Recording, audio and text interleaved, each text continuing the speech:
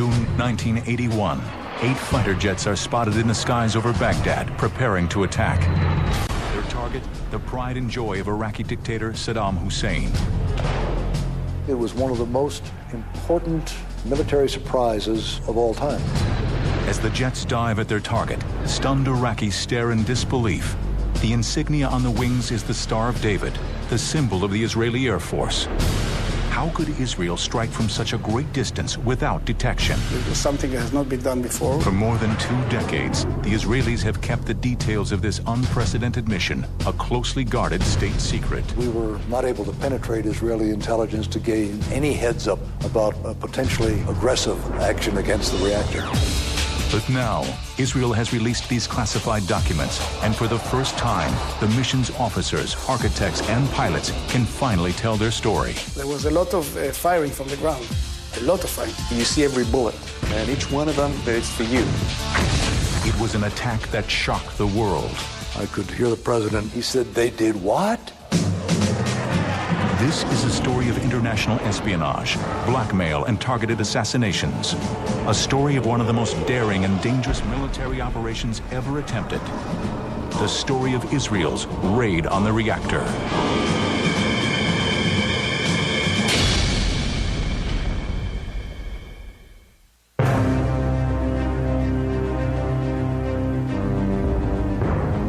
It is early in June 1981. Despite relative peace between Israel and the Arab world, Israeli Prime Minister Menachem Begin gives the green light for a top-secret military operation to proceed.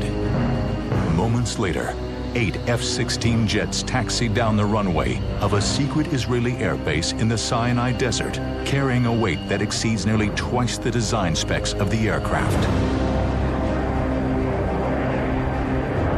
With the additional weight, the jets struggle to get airborne, but do so with precious little runway left. Finally, after years of secrecy, planning, and espionage, a mission that could determine the very fate of Israel is underway. I felt that it is the future of the state of Israel on my shoulders, yes. Many of us were grandsons or sons of people who had been through the Holocaust. And we had been a part of a mission that was to prevent another Holocaust. The planning of the mission, dubbed Operation Opera, had been underway for over 3 years. But right from the start, Prime Minister Begin and his staff were hoping, even praying the raid would never have to take place. We decided to put the kind of a red line, if we can call it a red line, saying that we'll continue to try all kinds of diplomatic efforts. Means using the military force only as a last resource. What was this threat to the Jewish state that had the Israeli government so concerned? What enemy had the capability to strike this kind of fear in the hearts of a recognized military power? The answer laid nearly 600 miles to the east in Baghdad, Iraq, home of Saddam Hussein. An article appeared in one of the major Baghdad newspapers saying that they would have a nuclear bomb to neutralize Israel. In his 1987 bestseller, First Strike, Israeli author Shlomo Nachdimon describes a nightmarish scenario that in 1981 was all too real. In the skies over Tel Aviv, an unidentified Boeing 707 is spotted approaching from the sea. All of a sudden, a huge dark object falls from underneath the airplane's wing. Would Saddam actually have used the nuclear bomb against Israel? Knowing Saddam Hussein, I think you have the answer.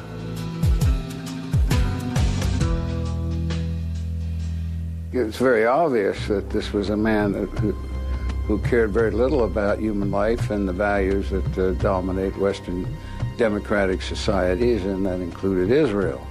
And they were dedicated to the destruction of Israel.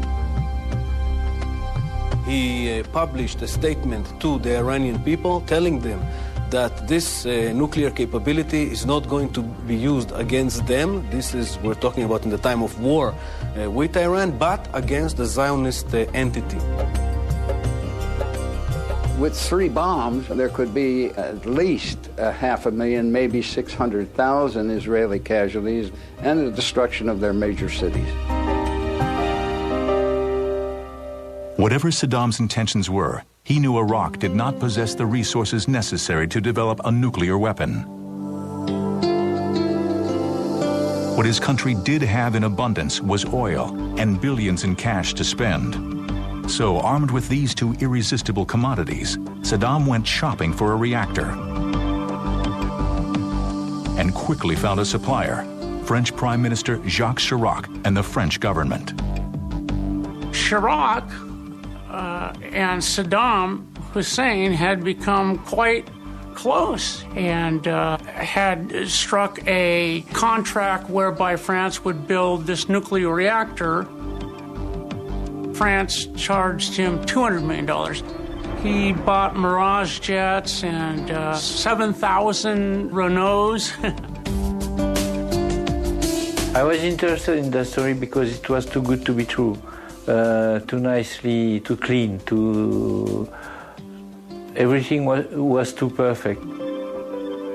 Jean-Pierre Van Geert is a renowned French investigative reporter, famous for uncovering government secrets and scandals for over 40 years.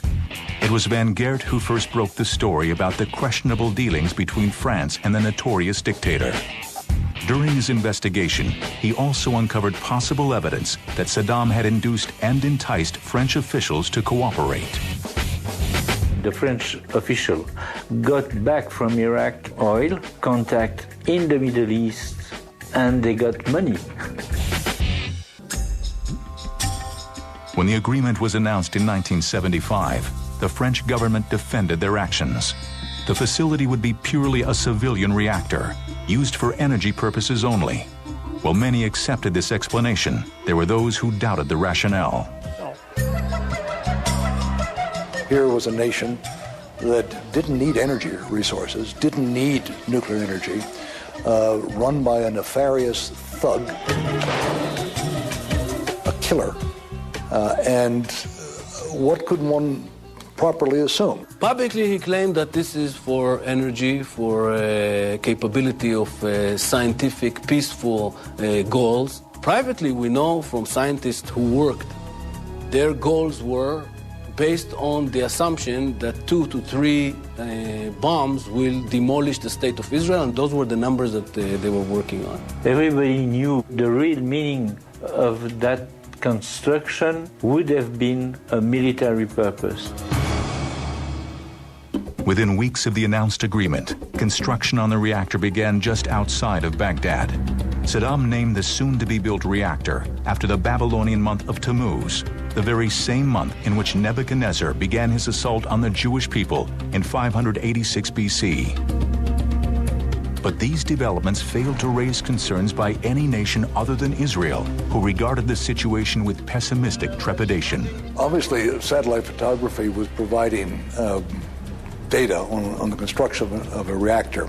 I recall having seen it or mention of it during the transition from the Carter administration to the Reagan administration, but I don't recall that we paid any particular attention to the progress of that reactor, nor were we particularly alarmed by it.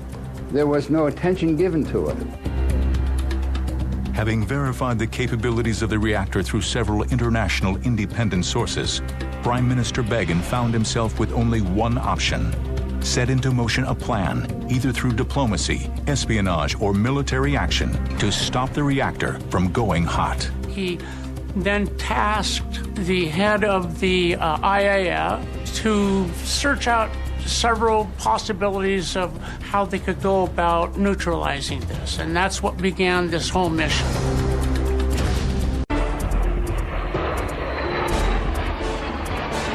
As the 8 Israeli F-16 fighter jets clear the runway, they streak towards their target. Within minutes, they are within Jordanian airspace. As planned, the pilots then descend to an unthinkable altitude of only 100 feet above the ground. We didn't want the enemy radar to see us, not in Saudi Arabia, not in Jordan, and not in Iraq, of course. Then, as they approach the Gulf of Aqaba, disaster strikes. And they flew right over this beautiful yacht, King Hussein of Jordan's yacht, and he looked up and saw 8 Israeli fighters heading east right above his yacht, which of course was shaking. And he figured out immediately what it's all about. So he called his officer on the ship to call command center in Amman to tell the brothers that the Israelis are coming to knock up the reactor. The pilots, unaware of the potential danger below, proceed on course. They initiate radio silence and will continue this way until they are ready to attack their target.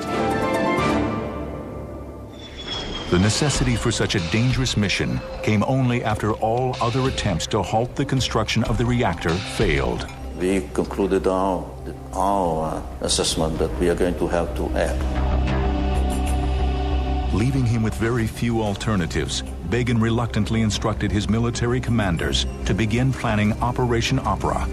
At the same time, Begin instructed the Mossad, Israel's famed secret service agency, to proceed with their own particular methods of delaying the construction.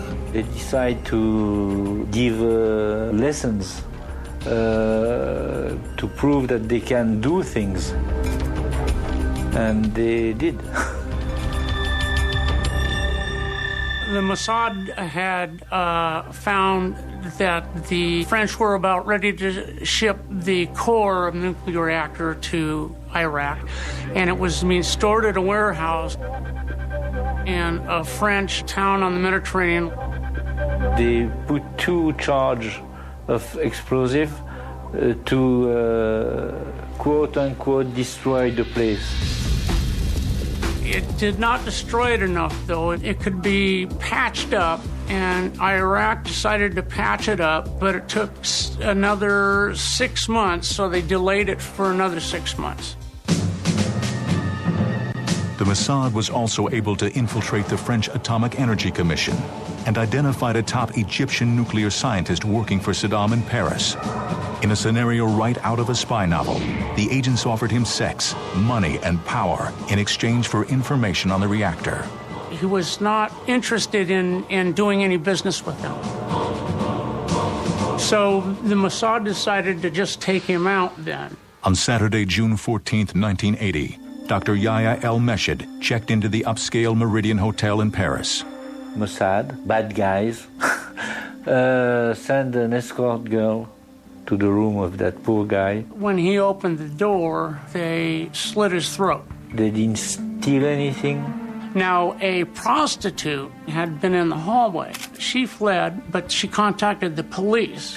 And before she was able to be interviewed, a black Mercedes ran her over and then disappeared. So she was killed before she was able to say anything. Over the course of the development of the reactor, various news agencies reported that nearly a dozen nuclear scientists working on the project lost their lives. Many of the deaths were blamed on the Mossad. There were some successes all the way. I cannot refer to details, but it's been done. Despite the espionage, the murders, the sabotage, it was clear to the Israelis that nothing was going to stop Saddam from completing the construction of the reactor. There was a moment that the Mossad notified the Prime Minister that they had exhausted all of their resources. And at the moment this notice was received, it was clear it was a green light for the attack.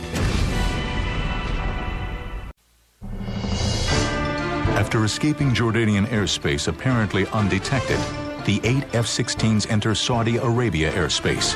Here, avoiding detection will be even more difficult. The Saudis have recently taken delivery on a fleet of AWACS spy planes from the U.S. that patrol Saudi Arabia continuously, searching for enemy encroachments. To further complicate matters, the landscape has changed drastically. Flying just 100 feet above the ground now becomes a challenging task, even for the most seasoned of the Israeli pilots, as they must negotiate the peaks and valleys that dot the topography. It is over Saudi Arabia that the squadron must execute the first of several never-before-tried dangerous maneuvers. What we did actually, we dropped the fuel tanks in the desert after been using all the fuel, of course. This is something that is not allowed to do in F-16, I think even today, because the wing tanks are very close to the bombs. And when you carry bombs on the wings, you are not allowed to jettison the wing tanks until you get rid of the bombs. There was some concern whether the wing tanks would smash into the bomb or flip over the wing and damage the flaps. But indeed, they dropped them, and these 16 wing tanks are still there in the desert someplace even today. Dropping the wing tanks was the only maneuver the pilots had not practiced in their intensive training that had begun some 10 months earlier. Yet had the mission proceeded as originally planned, none of the 8 pilots would have been over Saudi Arabia now, much less worrying about external fuel tanks.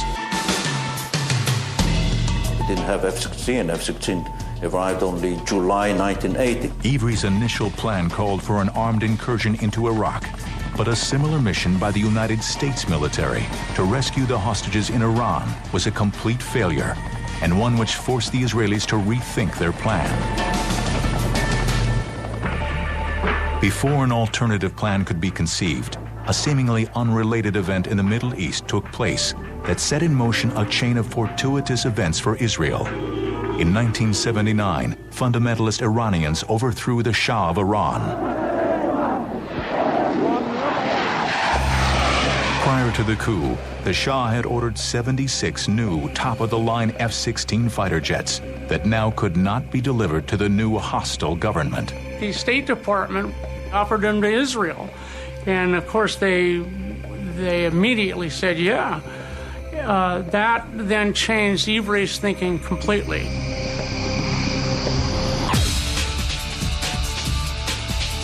The F-16s would require a new squadron made up of Israel's top guns. Ultimately, this elite group would be the ones to pilot the mission, though at the time, they were unaware of this distinction. The General Ivry called me and Lieutenant Colonel Raz, and he told us that he picked us as the first commanders because we had an experience in air-to-ground missions. And he would like us to concentrate on air-to-ground missions. On the way back to our base from his office, we were wondering, what was that all about?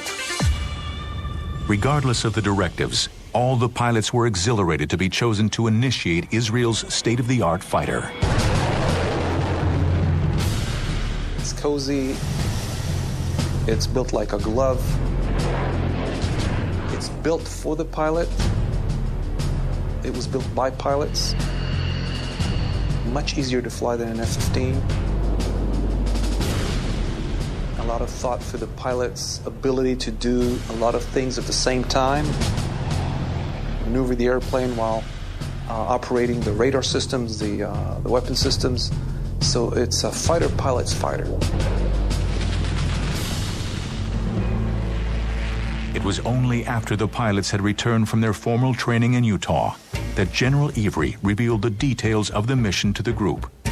Their reaction was as he expected. I was shocked because I didn't know that Iraq had a nuclear program, let alone thought about getting to Baghdad, which was quite a distance away. It didn't cross our mind that it was anything like this. There was a big map on the wall with a small pin southeast of Baghdad, and we were told that there is a nuclear reactor there. We thought that they are planning a mission to destroy it. Once the mission was revealed, the real training began. We had trained at flying at a very low altitude for a long time in a close formation, and the F-16 had special problems that had to be dealt with. The airplane was single engine, so we thought maybe a single engine. We used to fly on on the twin engine, and this is a single engine. What happened with the engine quit on us? But there's another engine in the seat, the ejection seat. route itself would take the pilots first over the southern tip of Jordan, then across northern Saudi Arabia, both sworn enemies of Israel at the time. After crossing the Saudi border into Iraq, the pilots would set a course straight for Baghdad. Because the mission would be over 1,200 miles in distance, the pilots had to figure out a way to train, simulating that distance while remaining in Israeli airspace. Israel still had part of Sinai, and we could fly through Sinai down to Sharm el-Sheikh and then even down into the Red Sea and come back. We had to fly several times back and forth to simulate the range. The youngest of the F-16 pilots was a 26-year-old captain named Ilan Ramon, who will always be remembered as Israel's first astronaut, and was one of 7 who perished in the Space Shuttle Columbia tragedy in 2003. Back in 1980, Ramon was eager to join the elite group of pilots and contribute his specialized skills to the mission. The first person I shared this secret with was Captain Ilan Ramon. With his childish smile, told me that it's slightly out of range. Well, you can fly there, but you cannot land back in Israel. If you want to land in Jordan, then it's possible. Ilan Ramon was correct. Since mid-air refueling was not an option, the F-16s had to be modified and scaled down. This meant adding 2 additional fuel tanks, one under each wing, and eliminating everything but essential equipment, which in effect would make the aircraft defenseless. We didn't take with us any jamming pods, which are for self-defense against electronic measures, I mean radars and so on. But from their perspective, they were like flying ducks in some way. They did a mission and coming back home like flying ducks and had to, without any capability to defend themselves. As the target date fast approached, the Mossad kept an eye on the progress of the reactor, utilizing top-secret U.S. spy satellites. The satellite access allowed Israel to monitor every detail of the construction. It grew from just this one dome-shaped reactor that the French sold them to kind of a nuclear Oz. Many buildings, administration buildings of the chemical conversion factory where they could transform the spent nuclear fuel into plutonium, just everything. The photos revealed the facility had been impressively fortified with new batteries of anti-aircraft artillery and strategic surface-to-air missiles known as SAMs. Clearly, the situation in Baghdad had progressed faster than anyone could imagine. Then, on June 1st, the French newspaper Le Point reported that the construction of the reactor was complete. It would now only be a matter of months before the facility was fully operational. 5 days later, Prime Minister Begin summoned General Ivry to his residence. The operation, he announced, will take place the day after tomorrow, Sunday, June 7th.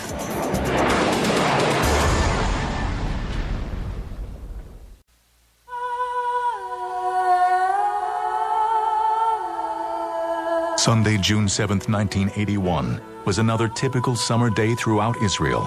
From the holy city of Jerusalem to the modern metropolis of Tel Aviv, there was nothing to indicate this was going to be anything but just another Sunday. However, at Eitzion, the secret Israeli airbase in the Sinai, June 7th was anything but typical. All of the pilots had reported to the base the day before, and now they were busy thoroughly inspecting each of the F-16s. When I did the round, checking the airplane, before that I all of a sudden felt myself touching the airplane and caressing it. You kind of want the airplane to have a personality in the sense that you may break the next flight or the flight before, something may go wrong, but don't go wrong on me this time. The final briefing came later that morning.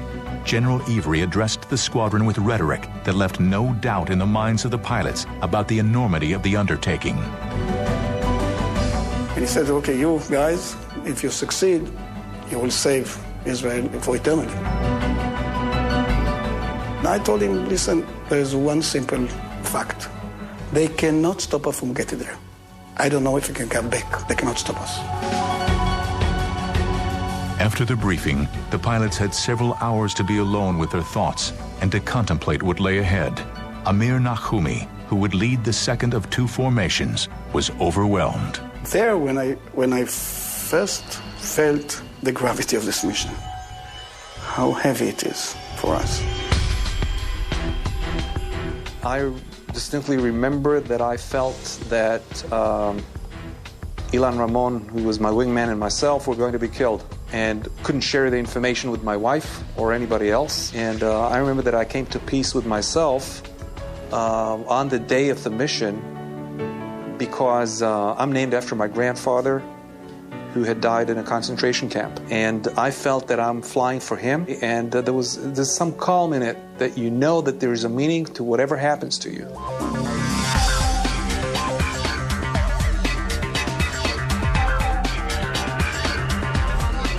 At exactly 16:01, the pilots fired up their engines and taxied to the runway. In an attempt to carry as much fuel as possible, the jets underwent a very dangerous and precarious maneuver called hot refueling just prior to takeoff. It was something that has not been done before. We brought the tankers to the runway. We just connected them to and while we was waiting for the time to take off, we was topping up the airplane. I personally had a problem with fuel transfer. My airplane was not refueling. If you were not able to refuel, basically you weren't able to come back. Moments later, the squadron's technical officer gave the pilots the thumbs-up signal. One of the major concerns for Zev Raz, who was the lead pilot, was, getting off the ground. And indeed, when they finally started taxiing down the runway, he wasn't gaining enough speed. As he was passing by these different markers where normally you'd be up and heading off into the blue, he was still on the tarmac. He was afraid he was going to run out of runway. Despite the burden of the heavy load, all 8 of the F-16s lifted off and headed east. The mission was underway.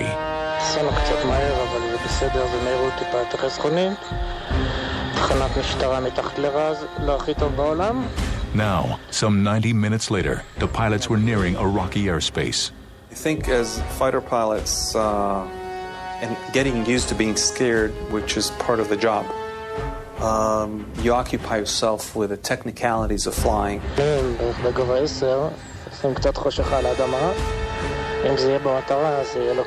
So you're making sure you're not flying into the ground. You can't talk to your buddies because there's a radio silence, electronic silence.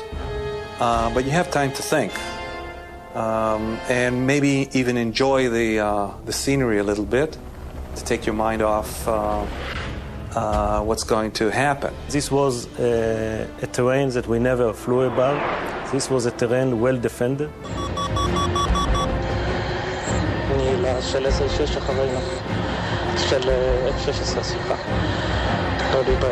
At 17:35, the pilots passed the Euphrates River in western Iraq, the designated landmark to begin the bombing runs.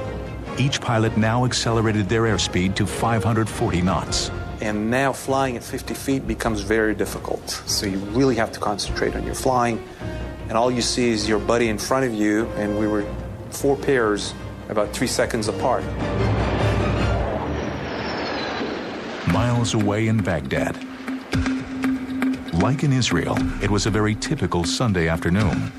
Most people were enjoying the day off from work, including all the French technicians working at the reactor. And this was a detail that had not been overlooked by the Israelis. We decided, according to our assessment, that much less employees are going to be, at least French employees, on Sunday. So we decided to launch the attack on Sunday.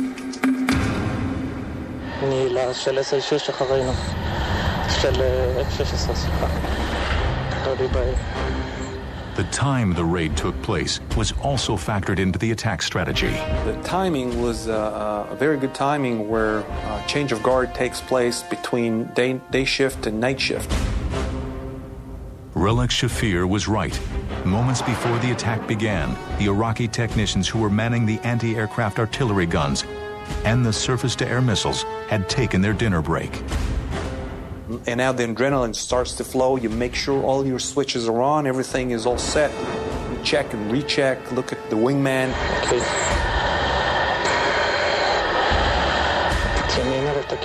Where the other guys are, look forward and wait for the fire to begin. Relek and the other pilots would have to wait for the anti-aircraft firing to begin, because for some inexplicable reason, the guards at the reactor site had turned off the radar that could have intercepted the attacking F-16s. When we turned on the radars and we saw that there were no fighters over Baghdad, we were really surprised. We were surprised, and in a way we were even disappointed. We expected them to be over Baghdad because the war was going on, because we knew that they could see us at least 15 minutes before. All the attention was towards east, and they didn't expect somebody coming from the west. The jets accelerated to 600 knots and pulled up to an altitude of more than 4,000 feet. With the target in sight, they were now ready to begin their dive. But as the jets screamed towards the target, Zev Raz discovered he had misjudged the dive point and would not be able to hit the reactor dome. So Yadlin, his wingman, cut in underneath Raz and became the #1 bomber instead of Raz. In the meantime, Raz did a loop-de-loop with his plane and came in behind Yadlin.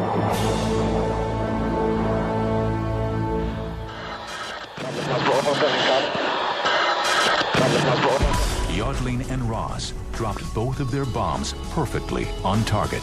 After the bombing, go to low altitude, look for each other, to cover each other and see if there are any MiGs, any enemy planes.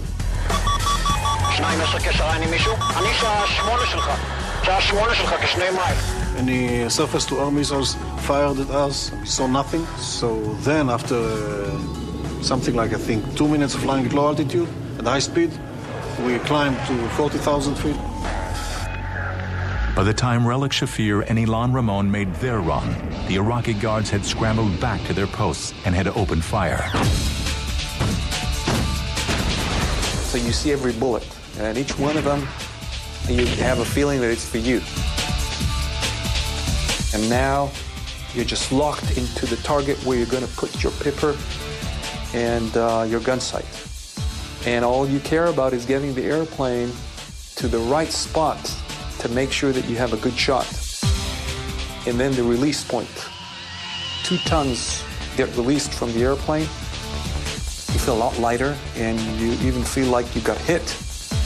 And then there's a release of tension. Even though you're right above the target, you've accomplished the mission. Even if you get shot now, you've let the bombs go into the target. We were used to having raids because it was the Iran-Iraq war at the time. So every now and again we'd have an air raid warning and planes would come over. But this was very different. There was just the explosion, no warning or anything. And then suddenly all the anti-aircraft fire went up. Of the 16 bombs that were dropped, each one had hit the target. Despite the failure of 2 of the bombs to detonate, the dome now lay in ruins, irrevocably destroyed. I was wondering if this is how it looks when it's destroyed, because I didn't see the dome anywhere. There was a lot of smoke, and it looks to me like a big hole in the ground. The combination of the large bombs, accuracy of the weapon system, and the skill of the pilots, that was good enough. First thing I thought, okay, we did it. And all the fears, because what is the most fear of a pilot? Is not to get killed, is to blow the mission. Anybody who's into combat knows it's getting the mission done first. Everything comes in second, especially if you're in combat, a combat pilot. With the target destroyed, the pilots now focused their attention on their next task, getting back alive and avoiding what they thought would be a certain encounter with Iraqi aircraft. But the Iraqis didn't play. They didn't take off, they didn't shoot missiles, didn't fire missiles, they even didn't lock the radars on us. It was a big surprise for us that, according to my knowledge, not even one SAM missile was launched towards us.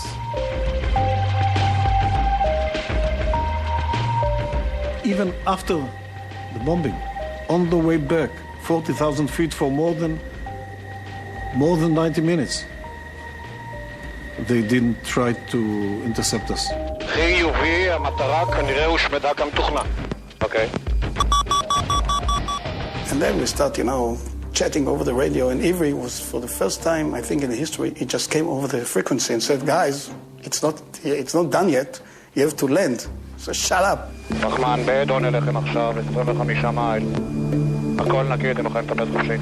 Unabated by enemy Iraqi aircraft, the 8 F-16s set their course for 8 Zion Air Base and what pilots hoped would be an uneventful flight back. Now, it was just a matter of having sufficient fuel for the 600-mile trip.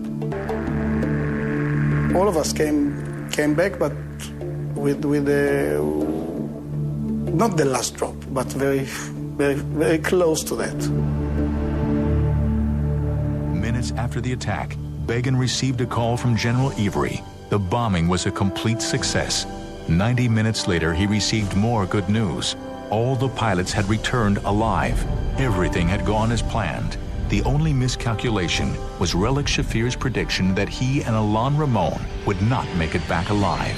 When I got out, Ilan was in the next shelter, and we just hugged for about a minute, Didn't say a word, we just hugged each other for about a minute. If you touch someone, you know you are okay. You're alive. It was a great moment that I cherished, I still cherish.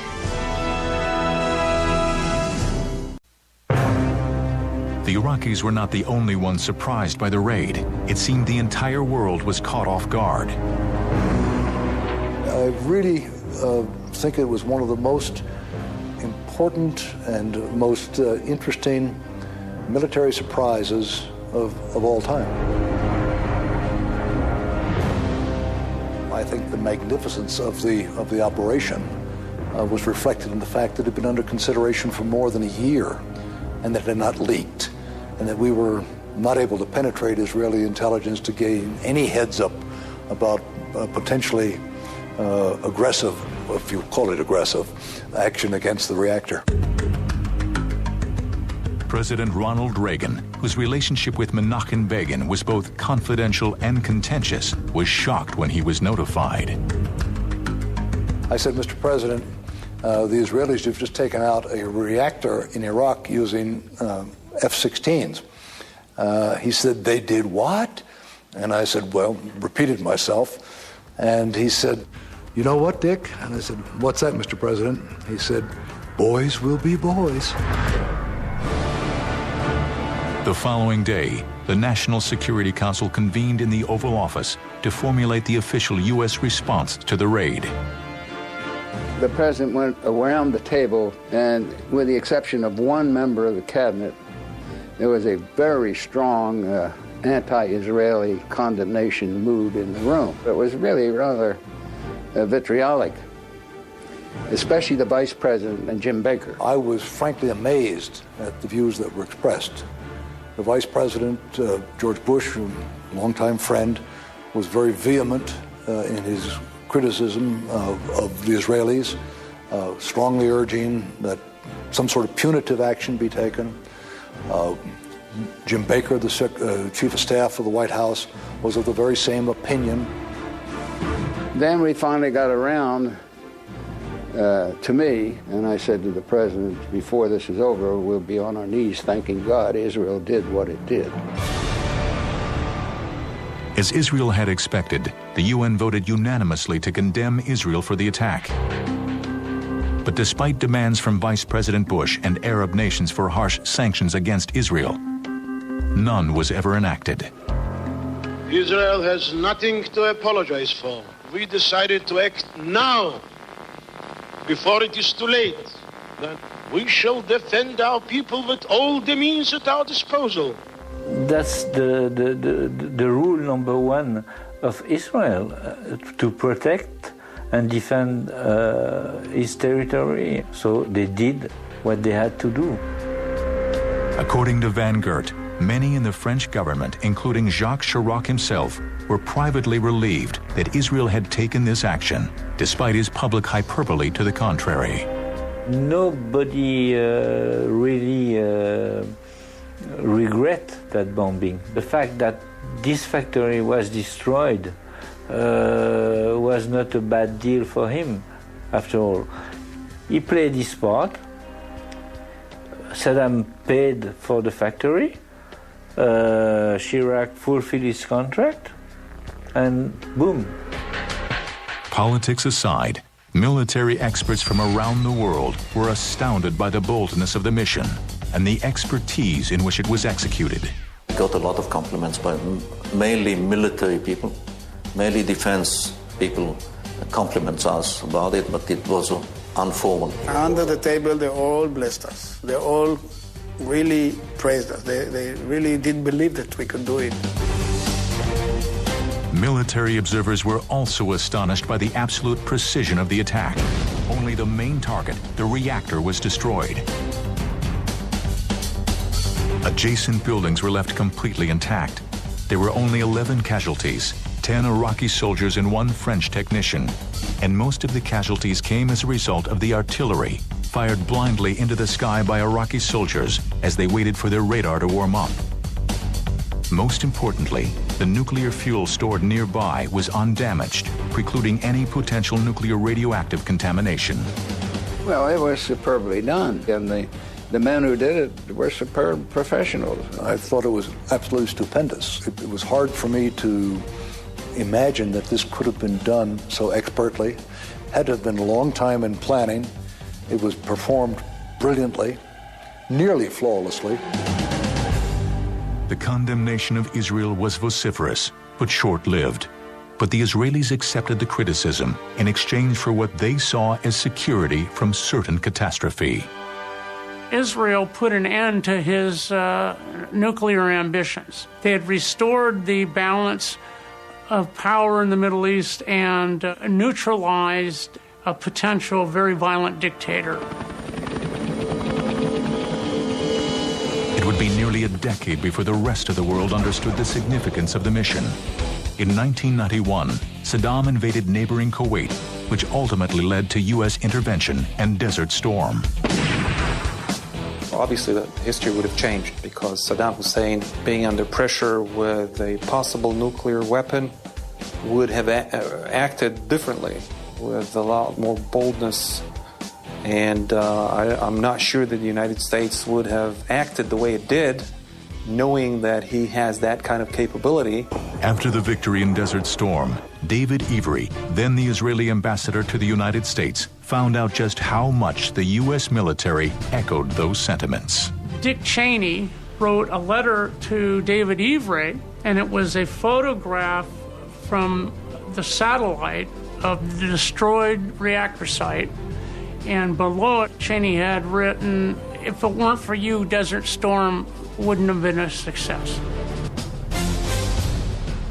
We had felt at the time that we had the burden of keeping up the security of the Jewish people, not just the Israeli nation. And that was a genuine feeling that I think ran through our minds from day one of flight school. So it wasn't just a mission. It was destiny. To destroy a strategic point or asset of the enemy, to come back safely, to do it without collateral damage. This is a wonderful example of what you can achieve with air power.